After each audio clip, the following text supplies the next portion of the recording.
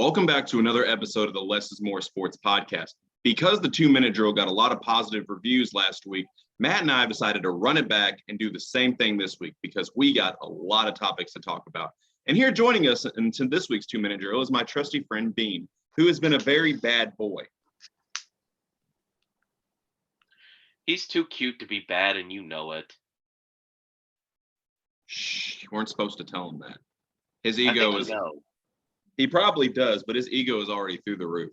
I mean, you see how he's just looking at me right now. Like he's he could looking care through our less. soul.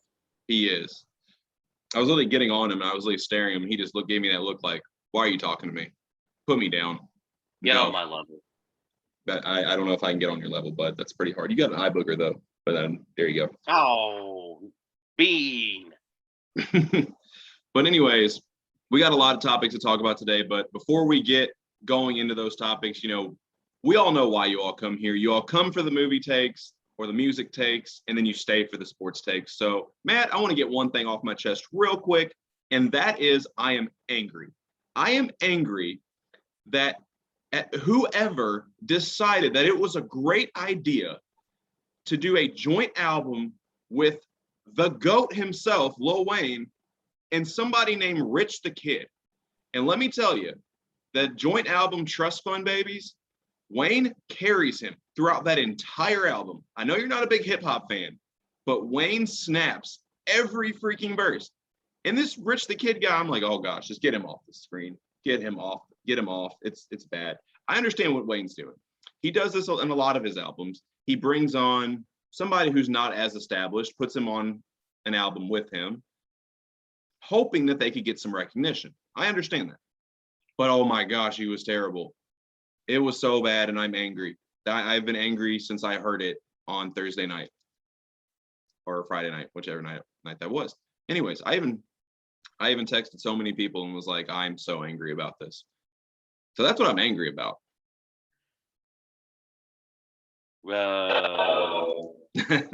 Rich the Kid is not the guy who did the song about the box, right? That's Rod Rich, right? That's Roddy Rich, yeah. Roddy Rich. Then there's Big and Rich, but they're a country act. I don't think Lil Wayne should be working with them. I don't know. He did do a rock album. It was actually halfway decent. I would be okay with the remix of Save a Horse, Ride a Cowboy with the Carter, as the kids call him. That would be awesome.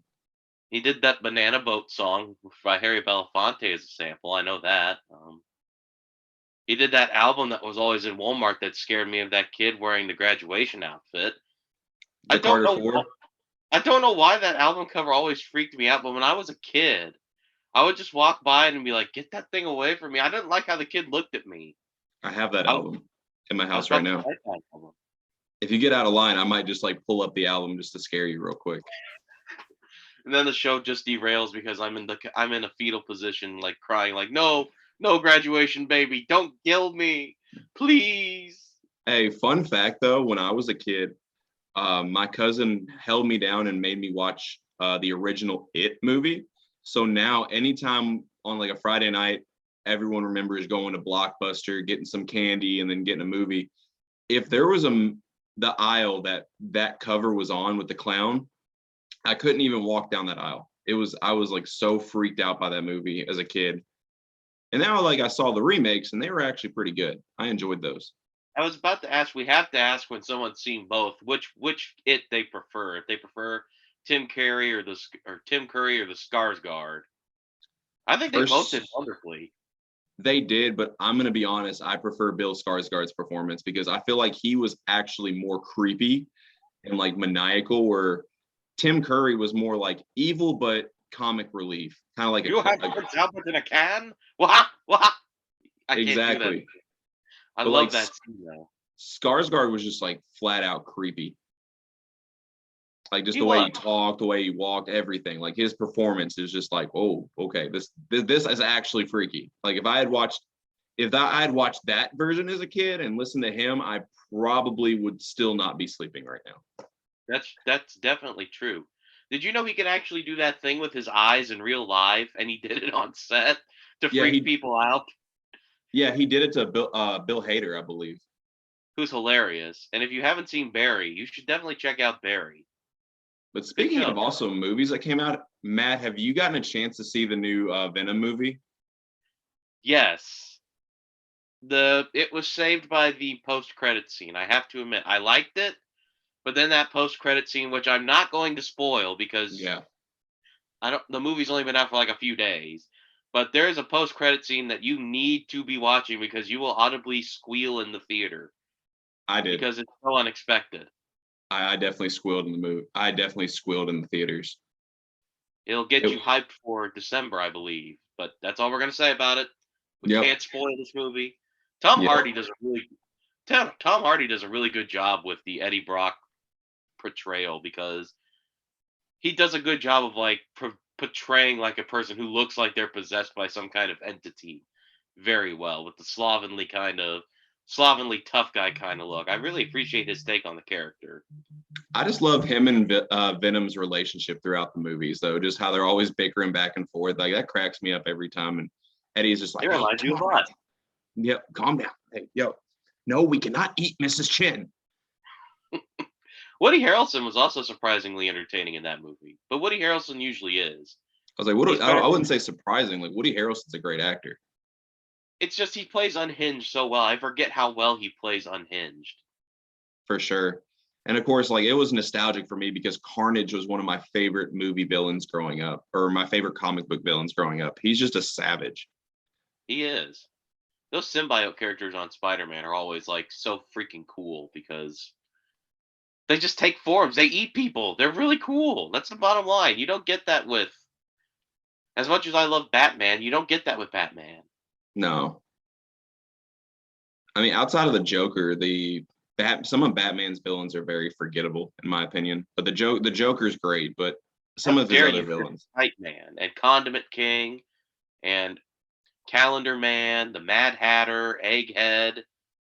How dare you dismiss all those great villains, Les? Very Con- forgettable. Condiment King deserves to be in the Suicide Squad, damn it. Yeah, a movie with D-list villains. Exactly. That's the point. I get it, I get it. Speaking of carnage, is it time to review the NFL's results from the weekend? I think it's time to get started in our 2-minute drill. I like that. All right, you got the timer ready? Yes, the timer is always ready. The timer is the ultimate. I am Kronos, the god of time. Now, you've given me so much power, and you don't even realize it. Just tell me when it's going. Let's begin now. All right. First topic of the day: the SEC in the SEC, the Dogs and Tide are head and shoulders above everyone else, but they have to play each other. Will the SEC nab 2 college football playoff berths? Matt, I'm gonna tell you, absolutely.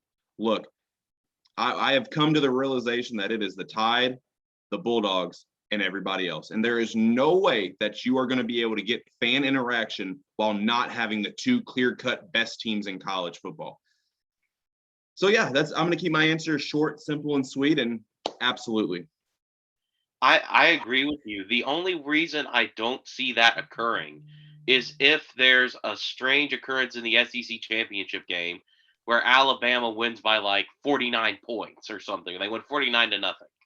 Because tell me, who's going to replace them?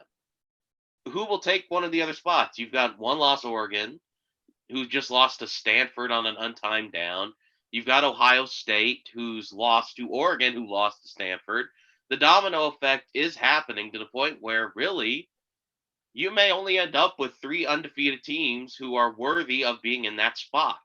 And unless you absolutely suffer a shellacking of epic proportions against Alabama, then I don't see how you could. Even if you have to make Georgia the 4th seed and make them play in that first game, they're clearly one of the best teams in the country, and they have one of the best defenses I've seen in a while. I know Arkansas was a shocking top 10 team, but they were a top 10 team regardless. And what Georgia did to them was absolutely embarrass them. And I know Georgia was at home, but still, against a top 10 team, you're generally not going to find yourself up 24 to nothing with a blocked punt and just be in total and absolute control of the game. The other thing that could derail Georgia is JT Daniels being roughed up a little bit, but I don't think that's going to affect too much because Auburn almost lost to Georgia Southern 2 weeks ago. And so, yes, they're going to get 2 teams in the playoff. That was the longest. I was gonna say that was the longest 2 minutes I've ever remembered. Oh, he's got a dinosaur now. He's dancing too. Yeah. Yeah. Do the extinction shuffle. You're getting shown up by a dinosaur beam.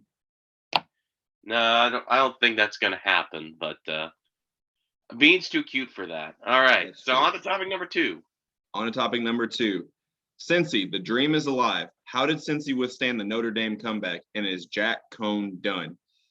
First of all, Luke Fickell is a great defensive mind. I mean, going back to his old playing days and his old coaching roots as a defensive coordinator. So being able to make timely stops late in the game was crucial for the Bearcats. But look, the main point that I'm going to make is that I predicted preseason that the Cincinnati Bearcats are going to be in the college football playoff. And much like that domino effect that you just talked about, that is going to play a crucial role in the Bearcats being able to finish the season undefeated and get into the college football playoff. Oregon losing was huge. Ohio State losing to Oregon at the beginning of the season was also huge. Clemson not having a great season at all is also huge.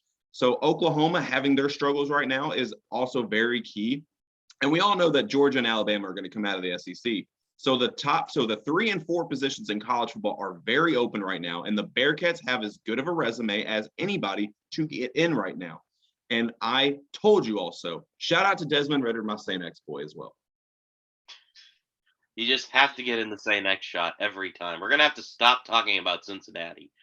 The big takeaway for me for this game was that Cincinnati took their bulletin board material, which was Brian Kelly's absolutely asinine statement that they were privileged to play Notre Dame, and they shoved it right back into his face. They had a good game plan, and the other big takeaway for Notre Dame is who is your quarterback? Drew Pine has come in the past 2 weeks when Jack Cohn's been a little bit roughed up, and he's looked pretty damn good. He almost, without a few key turnovers, led them to come back in that game, which was never quite a blowout, but always felt like Cincinnati's defense was going to come out of reach, was going to keep it out of reach. It was a great game for Sauce Gardner. It was a great day for Cincinnati, and they had a huge fan following in South Bend, which I think will say a lot to the committee, and they'll be forced to put them in the playoff because there's just nobody better right now. You can't tell me there's a better team.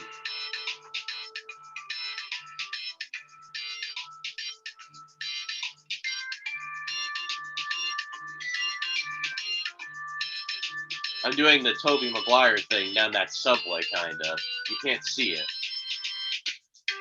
But that's what I was going for. It's very hard to see, but that's what I was going for. I think you succeeded. All right, Thank on to the next topic.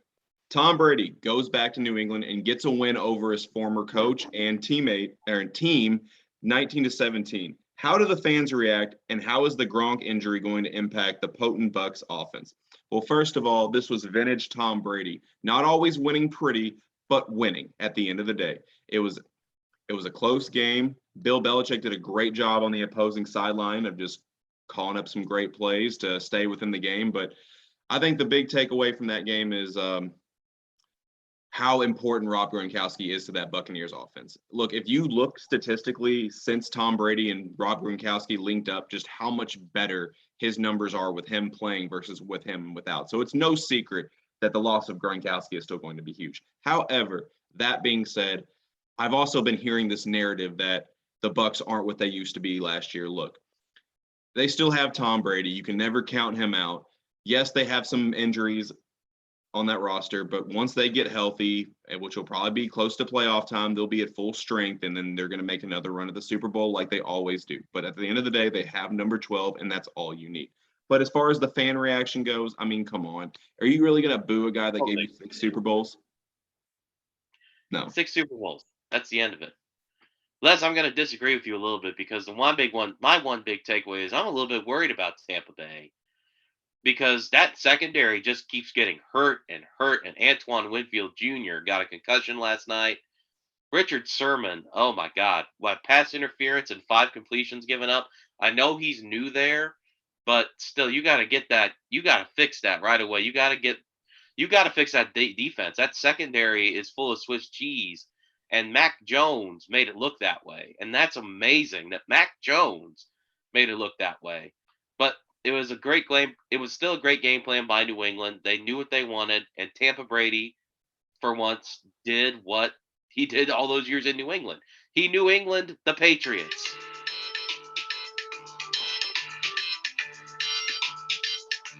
Recycling is important. Recycling is important. Take care of the environment. Environment. That was our PSA for all you people who think we're not educational. All right. Anyways, on to the next topic. Switching to baseball, the National League preview.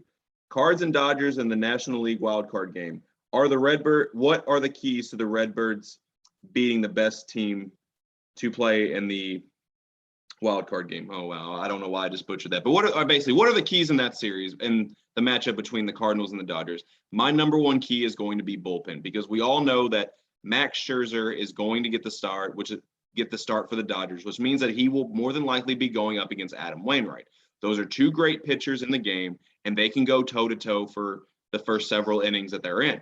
Now, the key is going to be which bullpen steps up, because we all know the Cardinals are on an offensive surge right now. We all know about the firepower in the Dodgers lineup. So which bullpen is going to have to command the mound? I don't know why I'm struggling to get my words out right now, but yes, the bullpen is the number one key to whoever wins this game. Something big happened yesterday that I don't think a lot of people are talking about, and that's in a relatively meaningless game, because the Dodgers were locked into the wild card by this point. Max Muncy got hurt. And if you don't follow baseball, you may not know how important Max Muncy is to that Dodgers offense, because that means probably you're going to have to start 50-year-old Albert Pujols, which it would be poetic if 50-year-old Albert Pujols came into this game against his former team and launched them into the NLDS. But still, Albert Pujols is not the young, potent Max Muncy. He's a good player. He's a Hall of Fame player, but he's not the player he was in 2006. I think that's a sneaky big injury for the Dodgers, because not only is that bat now out of your lineup until probably the NLCS, if you make it that far, that's a mental thing. You've got to start somebody who's like 48 years old, no offense to Albert Pujols, and that's going to be a real big mental hurdle to get over, regardless of how good Max Scherzer is.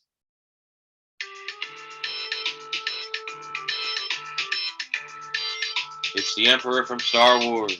Ooh, spooky. Star Wars.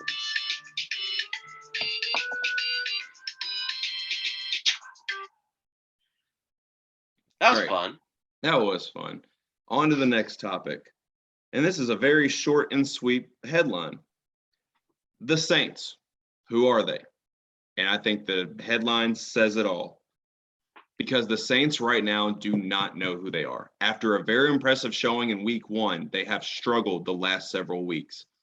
And I don't know if they can decide what they want to do with Jameis Winston, what plays they want to call. Do they want to run with Alvin Kamara more, or do they want to run with Taysom Hill, who's just going to carry apparently 10 defenders from the Giants into the end zone? But at the end of the day, the Saints, which is a very uncommon trait for a Sean Payton coach team, do not know who they are right now. I have no choice but to agree. The Saints are 2-2, and they've won the 2 games you would think they would win, and lost the 2 games they think that you would. Blah, blah, blah. Let me rephrase that. They've lost the 2 games you think they'd win, and they've won the 2 games you think they'd lose. They absolutely embarrassed Green Bay in week 1 to the point where we're thinking that Jameis Winston has reinvented himself, and then the very next week they just get shellacked by the Carolina Panthers. Then they beat a fairly good New England team in Foxborough against the great Bill Belichick in Massachusetts. And then they go and lay an egg to arguably one of the most frustrating, to say the least, teams of the past 5 years. And we praise Taysom Hill, but also, what the hell was he thinking on that jump ball in the 4th quarter that gets picked off? You're in the middle of a drive. You're not the starting quarterback. You're just a football player, as John Gruden says. He can play football anywhere on the field. But you don't want a guy throwing up a jump ball in that situation in a game where it's already shocking enough that you're being tied in. And then I think it's a big win for the Giants because Saquon Barkley, he's gonna get his mojo back.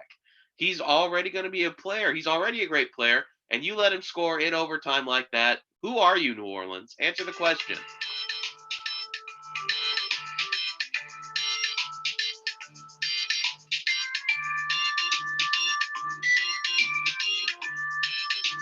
Oh yeah, oh yeah, oh yeah. Da-da-da-da. Cha-cha-cha. Man, it's hard to be in a bad mood whenever that music starts playing. Oh, I know. It's just cheers you right up, man. Just It's a, cheers you right up. yeah. All right, on to the next topic. The Chiefs. They beat the Eagles, but is this defense going to keep the Chiefs out of title contention? I am going to half agree, half disagree. I never want to bet against a team with Patrick Mahomes because we all know what he can do, especially in primetime games that mean something. However, that defense is 100% a concern.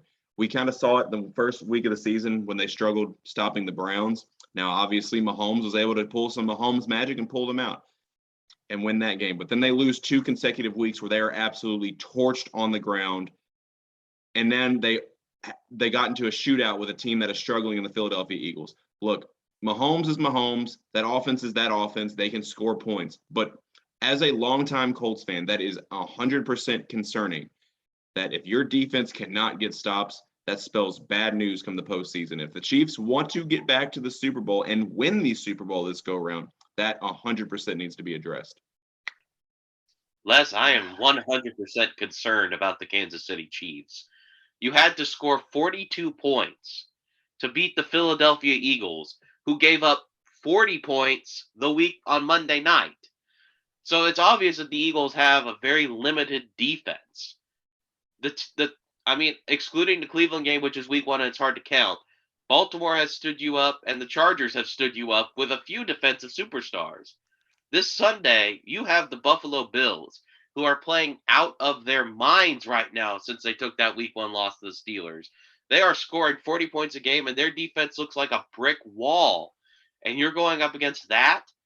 If you get Patrick Mahomes in a game, that's great. You've got Patrick Mahomes. Yeah, he's going to score points. But if he gets stopped one time and you can't stop them, you're going to lose 42 to 49 every damn time. And this Chiefs defense looks like they could just get cut through like they're hot butter right now. I could probably get a couple runs on them.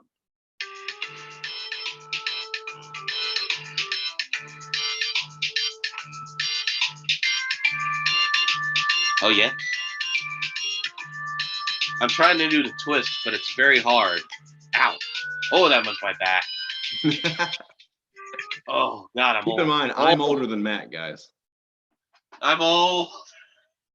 I know. Anyways. Father, forgive me. On to the next topic. The Colts finally win a game. Yes. Finally.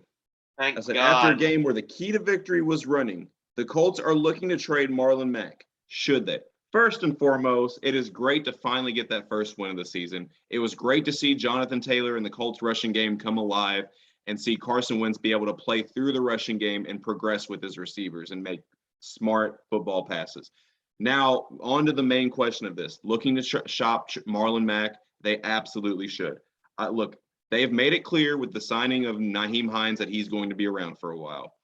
Jonathan Taylor they've made it clear that he is going to be the feature back in Indianapolis. And Marlon Mack, a once very good running back, but now coming off an Achilles injury, is due for a payday. He is due for a contract negotiation, and the Colts cannot afford to have 3 high-paid running backs in the offseason. And as much as I love Marlon Mack, the one that's got to go has to be the one that is coming off an Achilles injury. I love you, Marlon Mack. I wish you the best of luck wherever you go. But this is a smart business move for Jim Irsay and Chris Ballard and company to just cut ties with them and maybe get some other assets for the Colts. I saw people yesterday posting during the game like, why are they considering shopping Mack? He looks great. This was the game for the shopping is the point. Marlon Mack looked pretty good yesterday for a guy coming off a horrible injury like that. And he was running around. He looked good. Those are the kind of moves that get you the good draft capital, and Chris Ballard knows that. He looked good yesterday, so maybe that 5th round pick becomes the 4th round pick, depending on who you're trading him to. Especially with a team like the 49ers, who we expect to win a lot of games, but don't have a running back. He's going to be fine in that situation. The Colts absolutely did the right thing, are doing the right thing, and shout out to Mo Alley Cox for busting out.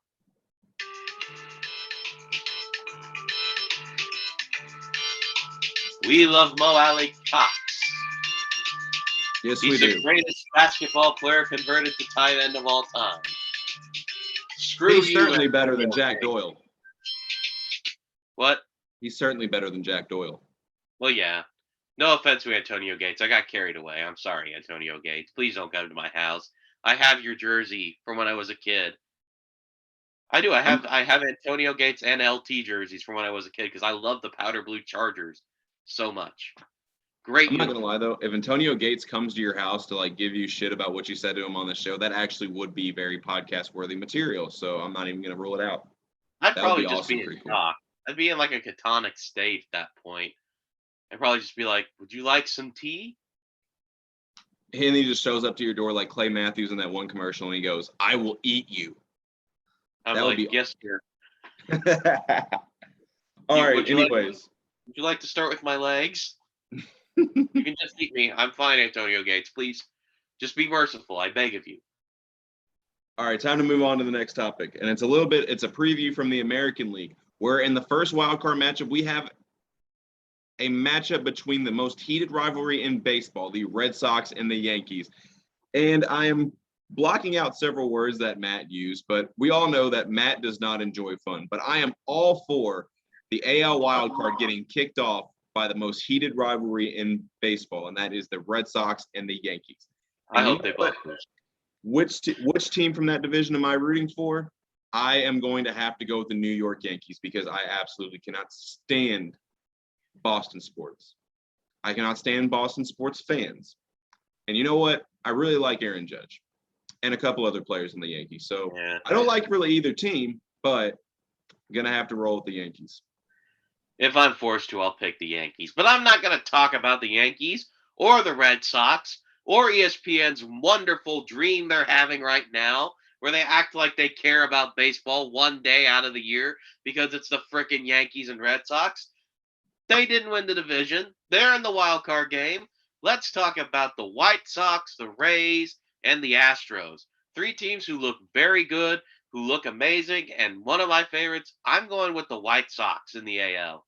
I love that roster. I love how at the beginning of the year we were all freaking out because Tony La Russa is the antithesis of what the White Sox are doing. He's the antithesis to Tim Anderson and Jose Abreu.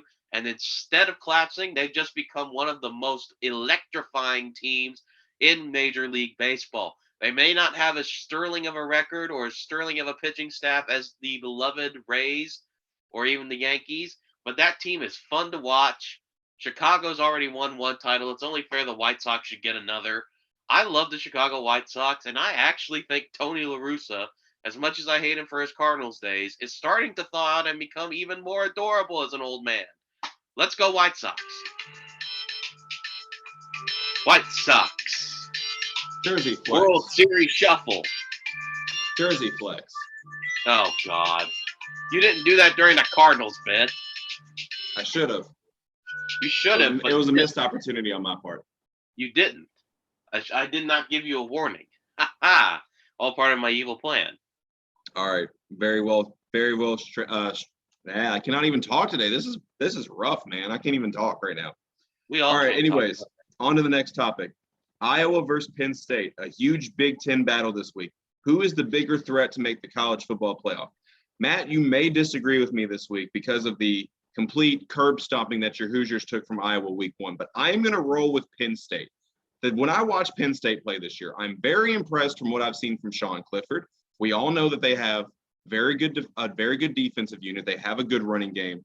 And I think that this Penn State team is out to prove a point that last year was a fluke, that they realized that we came into last year with high expectations and they only to fail at those expectations. So now this year, I think they are trying to prove people wrong, and they will be a bigger threat to make the college football playoff. But we all know the Big Ten does go through Ohio State. Yes. You know what, Les? It really doesn't matter because Penn State curb stomped Indiana on Saturday, so it doesn't really matter that much. But I'm going to go with Iowa because Iowa has a lot of impressive wins. They come out and they just beat the doors off Indiana week 1. They get a big win over Iowa State in week 2. They almost kind of blow it to Colorado State, but then they come out in the second half and just absolutely destroy them as well. And then people were clamoring about Tulia Tungavailoa out at Maryland. And they made him throw 5 interceptions and won 51-14 on the road on a Friday night game that nobody really cared about. And they looked like they were the absolutely most prepared team in the history of college football. It's like they had ESP and they knew where Maryland was going to throw the football every stinking time. And I like them in this game too. I don't know why. I just love their bone crushing defense. And I think Penn State is really good as well. But I got to go with Iowa because they've got some really impressive wins. And I know Penn State beat Auburn at home. But I just got to go with Iowa. That defense looks like it is a brick wall. And plus, they're in the West. They're in the Big Ten West. All they got to do is beat Nebraska. And everybody hates Nebraska. Cha-cha-cha. But I love corn. I do love corn. We do love corn. We don't love the corn huskers, but we do love corn. We do love corn. Anyways, Kentucky versus Michigan State. Which surprise 5-0 team deserves more love? Which one is going to play a bigger spoiler role? All right, I'm going to answer this in a 2-part question. As much shit as I give Kentucky on this podcast, I have to give you all the props in the world for containing the number 3 rushing offense in all of college football on their way to beat Florida for the first time, I believe, since 1984, Matt. So absolutely. 84, 86. Which one? Whichever one. A long 80. time. Yes. A long time. Anyways, so, and I had a lot of friends that went to that game, and they said that Kroger Field was absolutely rocking, and it was just an amazing atmosphere. So congratulations to Kentucky fans being able to witness that. I think Kentucky should. I'm going to answer this in a 2-part question. I think Kentucky should get more love because from what I've seen from them, that defense is elite. I'm very critical of Will Levis, but Kentucky's got a legit team. And I think with that defense, they can make some serious noise in the SEC. One of my friends predicted they could win 10 games. At the beginning of the year, I thought he was crazy, but but now it's looking more and more possible. However, I do think the Michigan State Spartans have a chance to play a bigger spoiler role.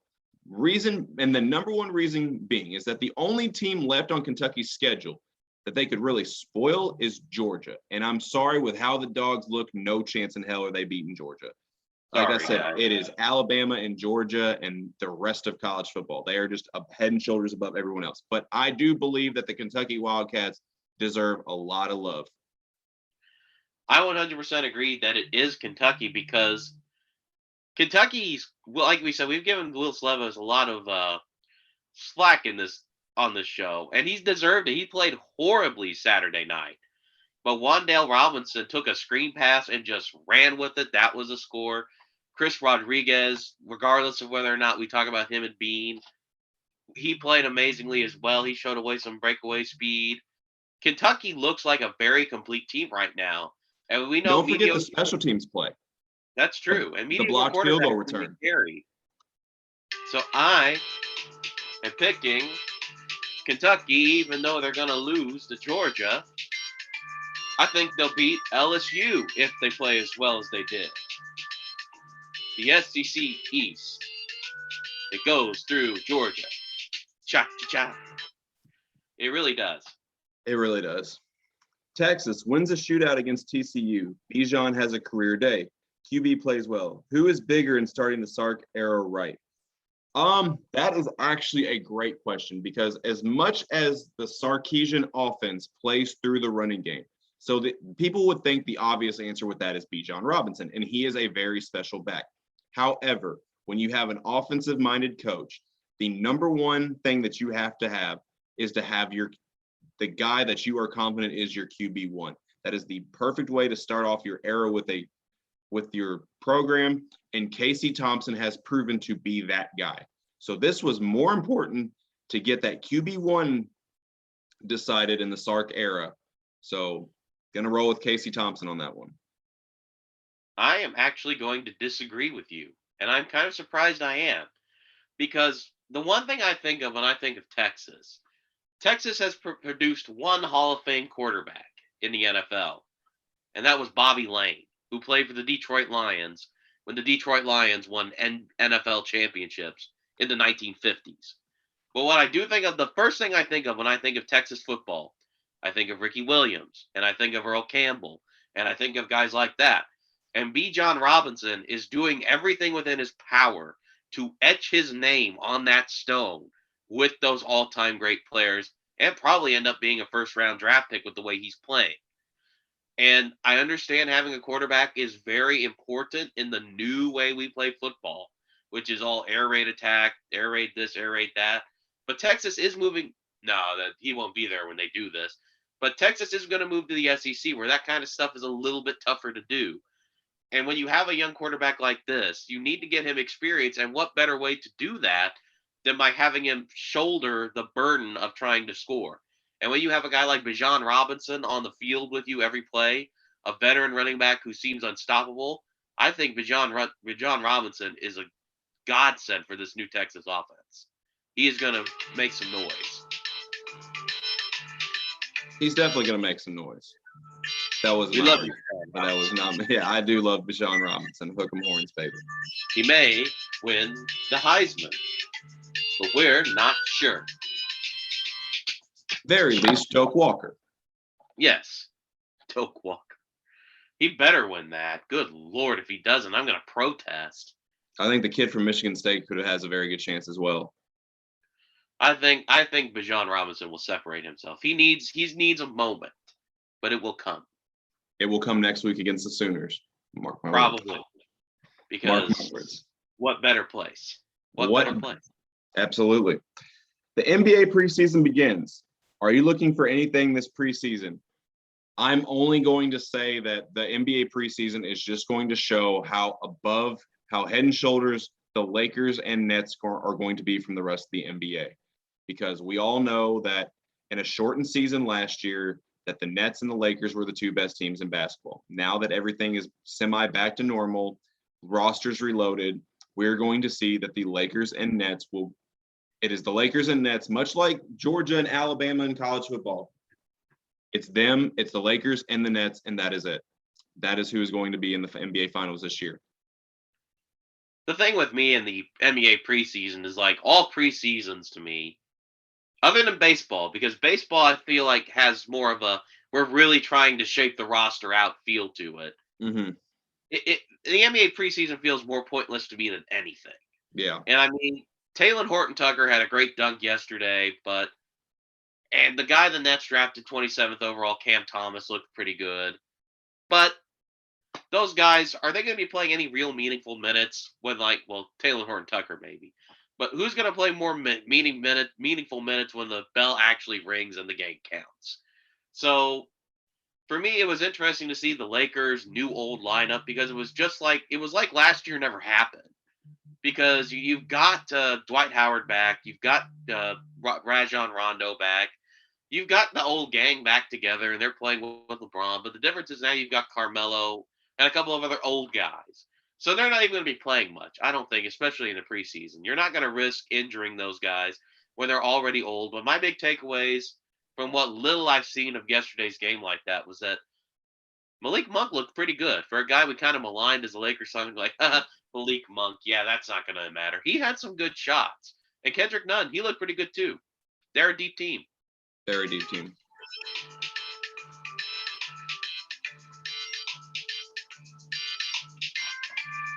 I can't do it. I'm trying to do the Bernie. Ow. It's hard to do the Bernie. When you're sitting down. I'm sitting in one of those round chairs too, so I'm like, oh, the roundness is hurting my legs. The roundness is hurting my legs. I love it. Anyways, on to the next topic. The NFC West, it's good, but who is the best team in the crowded division? It is 100% the Arizona Cardinals. Their offense with Kyler Murray running the show is darn near impossible to stop right now. Not to mention the absolute shellacking they gave the Rams last night, who had previously looked like one of the best teams in football. That yesterday was a message that the Cardinals sent that they are the best team in football right now, and they are definitely the best team in the NFC West. So the NFC West this year will be flying a different bird will be flying in the NFC West this year, and it is the Arizona Cardinals. There can be no question because Arizona, every week it feels like they develop another piece that's going to push them over the edge. It started out in the first couple weeks with, they've already got DeAndre Hopkins, they've got AJ Green, they've got Christian Kirk. Oh, here's Rondale Moore, who was a great receiver that no one watched at Purdue, and he's developed into something.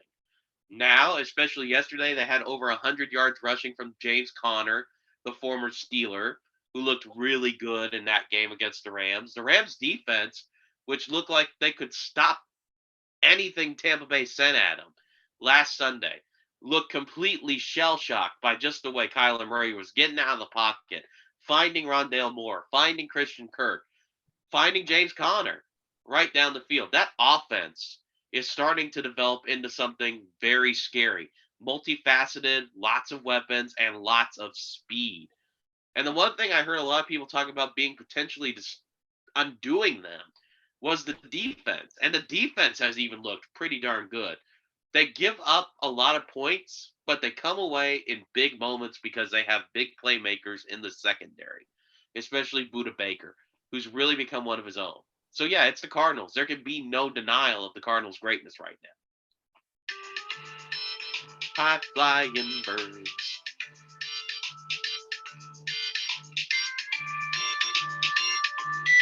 I forgot how to do the chicken dance, so I'm just going to do this.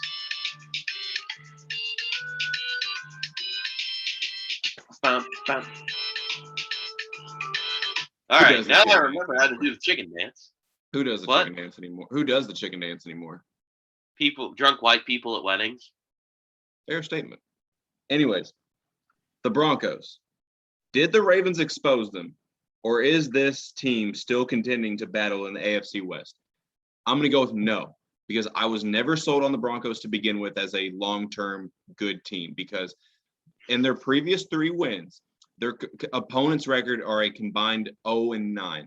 So I knew that I needed to see them beat an actually decent team to be sold on the Broncos, and we have yet to see that. However, I will give the Broncos the benefit of the doubt. With Teddy Bridgewater leaving that game early with a concussion, that definitely put a tamper on the Broncos' momentum. So I'm going to say, do I believe that they are still going to contend in the AFC West? No, because I'm going to be honest right now, the team playing the best football right now in the AFC West is, and we will see them tonight, the Las Vegas Raiders. Which is a shocking statement to think about, really. But yeah, I mean, I don't want to say the Broncos are done because they're going to come and shock me. But their schedule, this was the easy part of their schedule. Things are going to get a lot more brutal from this point on.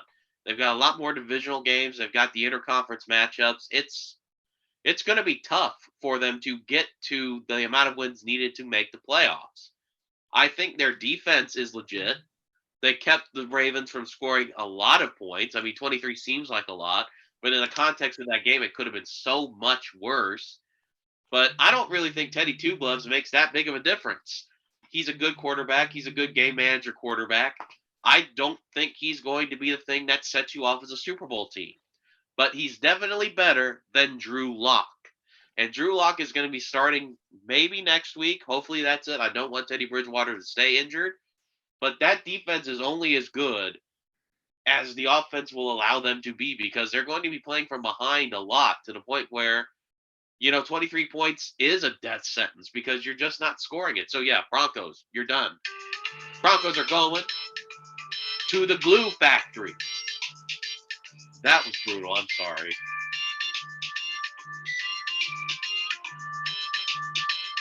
Get it with the Vogue. That was the Vogue. I don't know how to dance. All right, so we're on to our last question before we get into our top 5. Simple question. The Dallas Cowboys, are they legit? Matt, absolutely. Dak Prescott is on a mission right now. And Mike McCarthy, who was in the hot seat prior to the season, is now showing that he is still a very good coach. And he has those Cowboys on one unit. And they are impressing me on both sides of the ball, which is something I was going to very heavily questioning in the preseason. Could they defend? I knew what Dak could do, but he was also coming off an injury. I knew what Zeke could do, but that offensive line was banged up to a certain extent. But they are clicking on all cylinders, and they are showing just how talented of a team they are. No one ever questioned the Dallas Cowboys' talent. They questioned the function within the organization. And they look to be clicking. So, yes, they are absolutely legit. There is no question about it. I mean, with the recent turn of, I know that the Giants won yesterday, and I know that the Washington football team won yesterday. It doesn't matter. The developments in the NFC East have just become so skewed, with Taylor Heineke having to start and the Giants having to luck into a Taysom Hill interception that should have never happened into a win that, I mean, Dallas just looks head and shoulders above anybody else. I know the Eagles don't look as bad as we thought they did. They still blew them out by 21 points. And the biggest revelation for the Cowboys is that they have a Defensive Player of the Year candidate after DeMarcus Lawrence went out. When DeMarcus Lawrence went out, everyone was freaking out that the Cowboys had no defensive superstars. And Diggs said, hold my beer, to the point where now he's leading like teams. He's ahead of most teams in interceptions at this point. They have a great secondary now. They're playing out of their minds, getting Dan Quinn, who knows how to coach defense, is an amazing get for them. I feel dumb for saying Mike McCarthy was going to get fired by Thanksgiving, even though my Panthers prediction doesn't look bad. It's just amazing. The Cowboys could make it to the Super Bowl.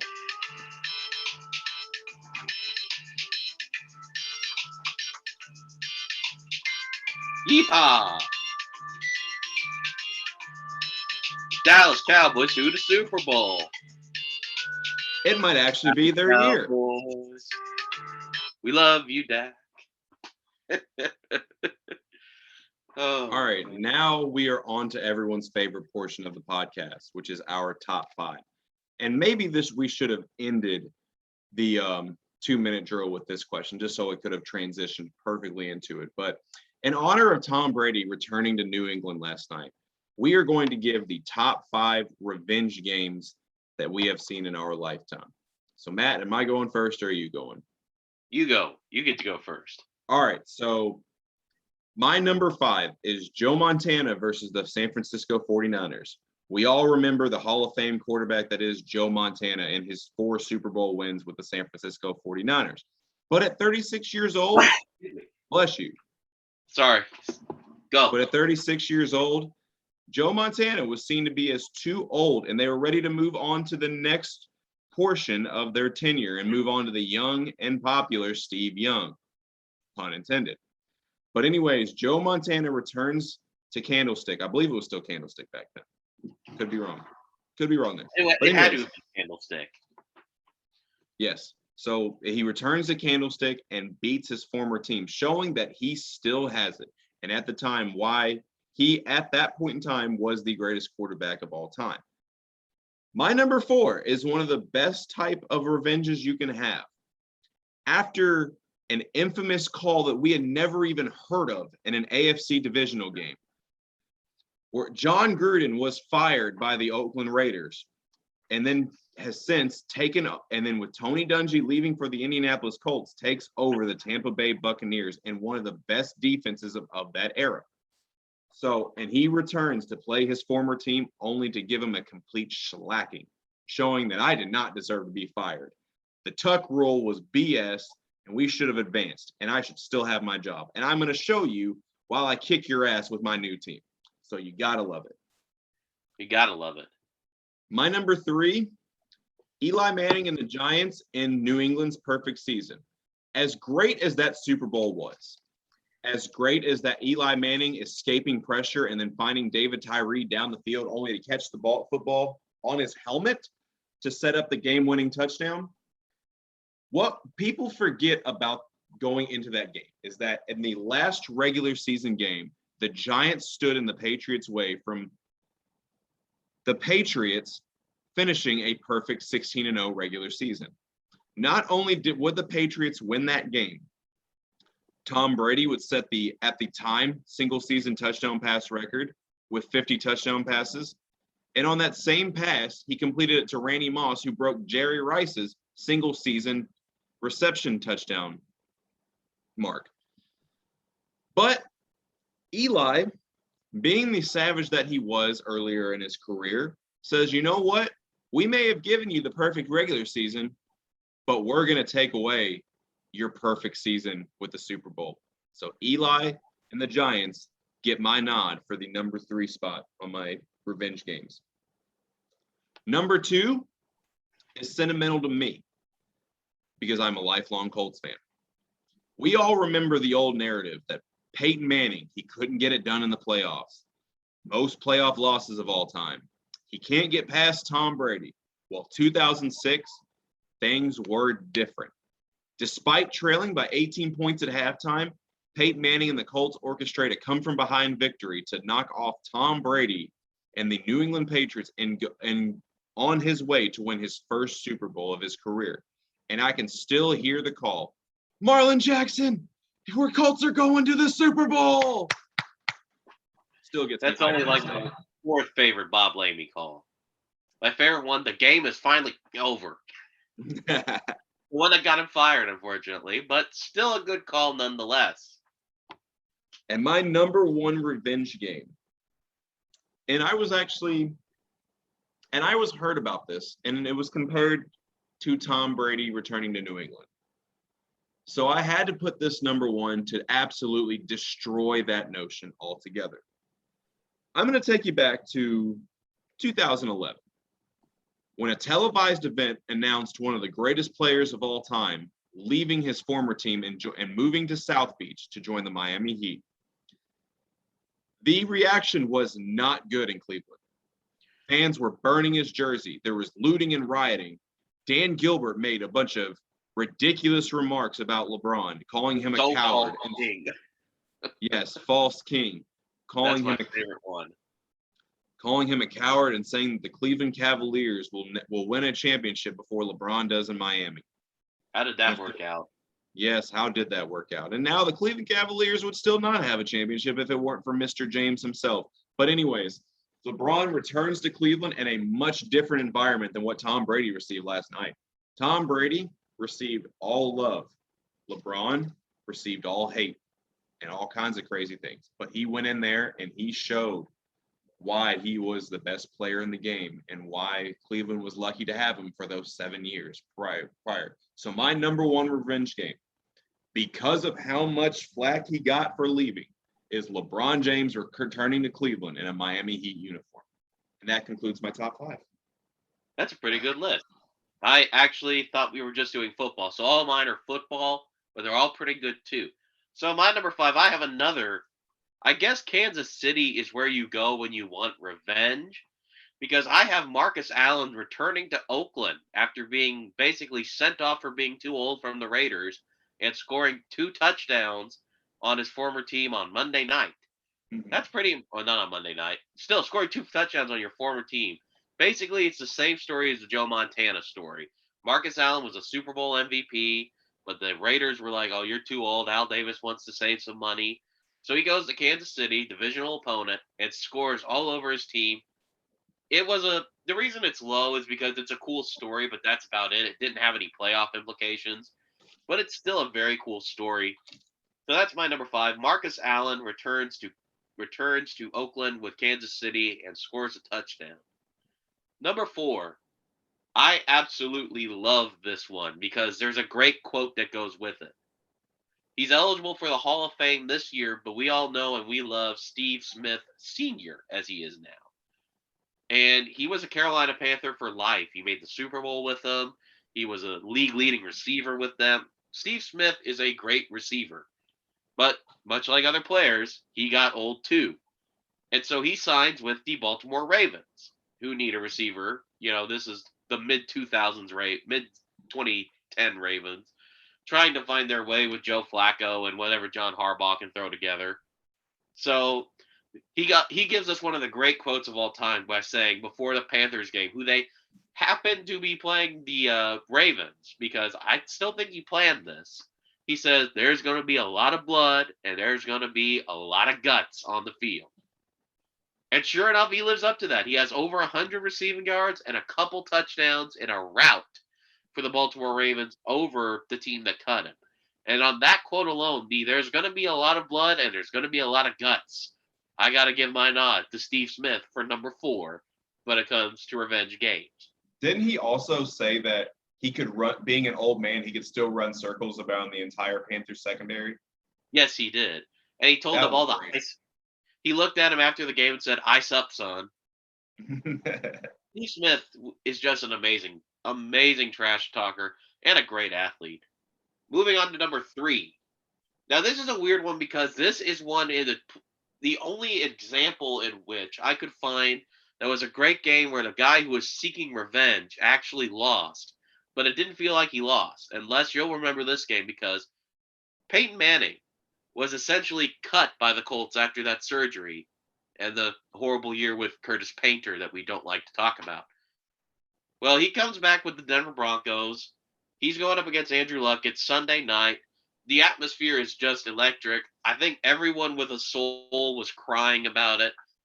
It was a beautiful moment, and I was even thinking to myself that the Indianapolis Colts, it's not going to hurt as much as it would if somebody else did it, but they're going to lose like 42-10. Peyton Manning's going to go off. And the Colts won 39-33 out of nowhere. But it didn't feel like it because Peyton Manning had 300 yards and 3 touchdowns. It was that record-breaking season.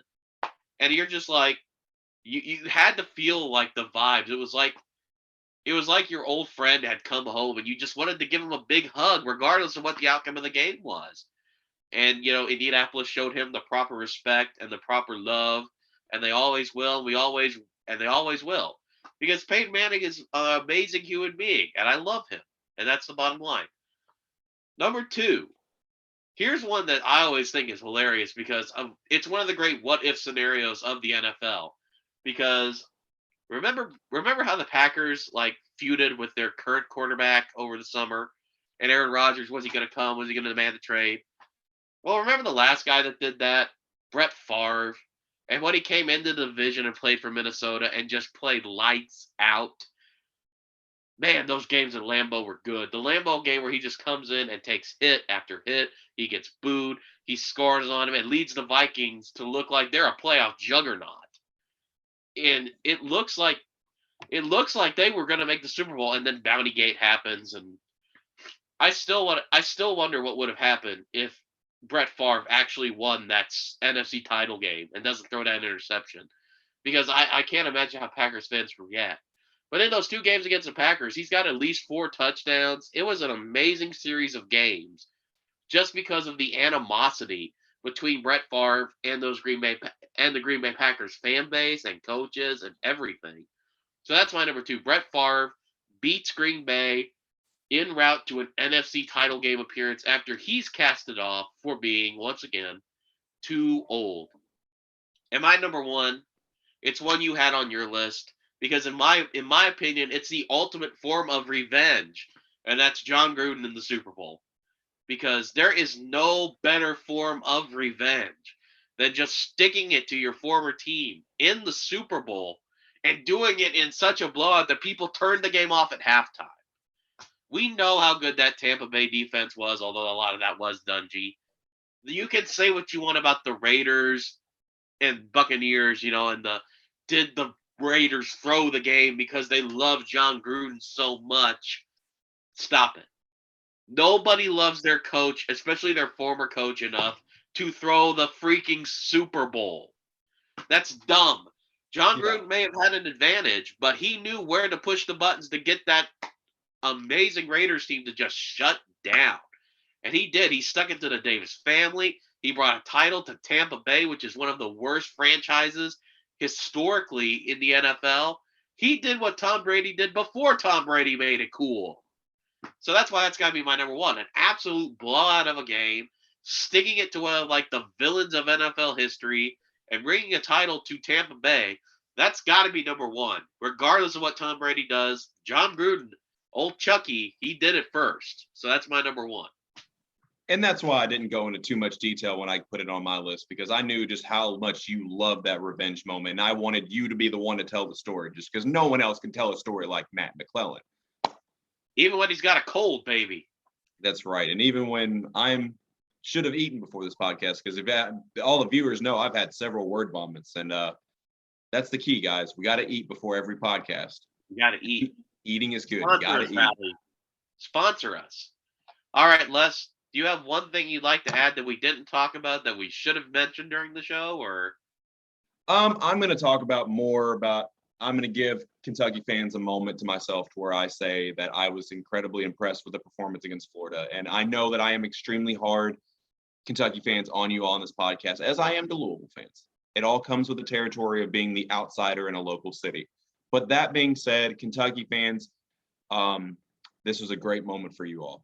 It was the atmosphere, from what I'm hearing, was amazing. And you all put on a phenomenal performance against a top 10 team in the country. And you know what? That defense is 100% elite. So more or less that I want to just talk about, I just more or less want to elude the Kentucky Wildcats for a great performance this weekend, because I know I am hard on you all on the show. My big takeaway comes from that Alabama game. We didn't get into it because we know how head and shoulders they are above everybody else. But Les, who's going to win the Heisman Trophy? Everyone was talking about Matt Corral like he was the second coming of Johnny Manziel this week, and he looked passable against Alabama. Bijan Robinson, like we said, he needs his moment. Spencer Rattler's getting booed out of games. Who's going to win the Heisman Trophy? As of right now, this is one of the most open Heisman races I have seen in a long time. And somebody is going to have to separate themselves as the season progresses. But right now, nobody has. I think that's the big story. That might be the biggest story of college football, is that no individual player has separated themselves enough to run away with the Heisman. And in a way that's good. It's going to come down to a very tight race. But in also a way it's bad, because usually when it's a tight race, it means multiple players are competing at a very high level and you don't know which one to choose. Now we don't know which one to choose because no one has separated themselves. Yeah. So now I am looking for somebody to separate themselves from the pack. And as much as we joked about it, it may be true. Bijan Robinson might have as good a chance as any to win the Heisman Trophy. Yeah, I can't think of anybody really. I mean, Bryce Young has jumped into the discussion at a high level. We weren't even talking about him at the start of the year. We were worried about like Spencer Rattler and Matt Corral and guys like that. But out of nowhere, it's Bryce Young, a freshman quarterback who's like started a game just 3 weeks ago for the first time in college. It's amazing how nobody has even had like a moment yet. Not even Bryce Young. He has a few good moments, a few good throws, but he doesn't have the moment. Yeah, that Heisman. We always talk about the Heisman moment, and none of these guys have it yet. Not even on the good teams. Not even Cincinnati, who has one of the biggest wins in program history, had a moment in that game. They just won. Mm-hmm. Nobody's had the moment, and I'm eager to see who's going to step up and actually try to have one. I'm eager to see who is going to win the Heisman Trophy. Also, side note, Bryce Young is actually a sophomore. Oh, okay. He just sat out. He just sat last year because they had Mac Jones. Mac Jones. Yeah, he was Mac Jones's backup last year. I actually believe that he should have started over Mac Jones before the season started, but we all know that Alabama went on to have the most efficient offense in NCAA history. So obviously a big egg in the face moment for me. But anyways, that concludes majority of the podcast. I do want to shed light on the stand bracket because we have officially gotten to the final four. So our final four contestants of what player has the worst fan base in sports. We have Tom Brady, Michael Jordan, Tim Tebow, and Floyd Mayweather. Those are your final four. So stay tuned for the completion of the stand bracket. But that is all the time we have for today. So Matt and go Tebow. That's right. So Matt and I are out. Goodbye, everybody. Say hello to my little dinosaur friend.